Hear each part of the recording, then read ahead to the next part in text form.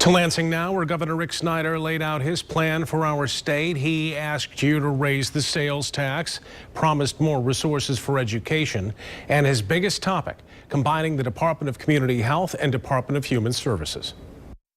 Quite often, we're addressing symptoms. We're not addressing root causes. We need to stand up and say there's a better way to do things. Let us restructure government to create the river of opportunity by understanding that we're talking about people, not programs. One of the important metrics in someone's life of the river of opportunity is the ability to be proficient reading by 3rd grade. We were at 63% in 2010, we're at 70% today. We can't be proud of that, folks. 70% doesn't cut it. I'm going to ask for additional resources when I present the budget to say let's invest more in that area.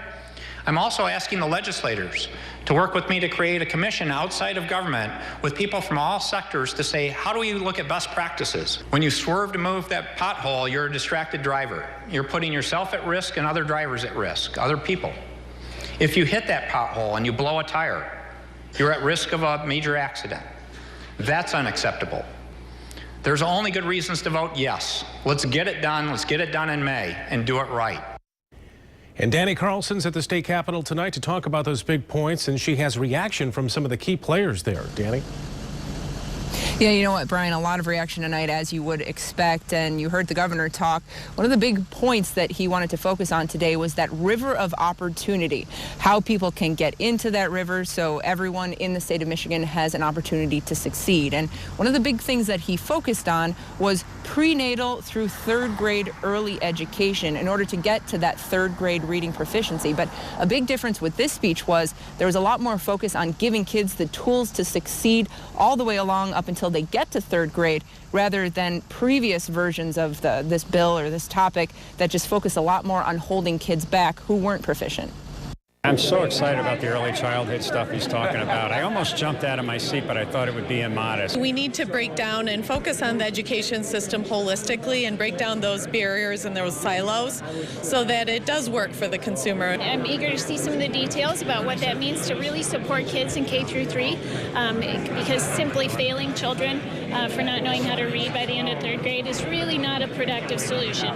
But you know, when we're talking about the river of opportunity, we also have to be like looking at what those boats are that we're traveling on. And so we can't make sure, if we're going to keep going down this river together, we got to make sure everybody's got a life jacket. Now, the other big plan, the governor does say he will issue an executive order merging the Departments of Community Health and Human Services. That would affect about 14,000 employees statewide, and we're told that it has a goal of better serving people.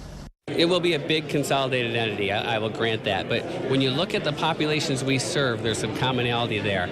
And what we have to focus on is when the individual walks in the door, how can we make sure that we're not separating them into 15 or 20 different programs? How can we best serve that individual? I look forward to looking to see what we can do in the way of efficiencies there. And I think that we truly can. We can make it better for people receiving services, but we can also make sure that we're making the best use of the resources we have, and to the extent that there are savings, investing those in other areas of priority. You know, and the biggest criticism that we heard from Democrats on the other side of the aisle about the speech was it's a lot of great ideas, but not a lot of logistics of how everything will work. And on that note, even with that merger, the big Department of Health and Human Services now, what will that mean for things like jobs and buildings, all of those logistics? At this point, we're just going to have to wait and see what happens. Live in Lansing, Danny Carlson, 24 Hour News 8. Yes, we'll have to see how all of those ideas play out. Thank you, Danny. Another issue the governor touched on tonight, the Elliott Larson Civil Rights Act. During the lame duck session, there was a bill to expand the act to include the LGBT community, but that bill did not include gender identity protections, and it was later declared dead. Here's what the governor said tonight. And I appreciate the prior discussions that were had, but let's keep up that dialogue and let's show that we can deal with issues of discrimination in our state. And we got reaction to that from John Holdley, Kalamazoo's first openly gay state representative. We need real leadership across the aisle to bring up these issues about fairness and really helping us have a 21st century workforce. That's what that's about.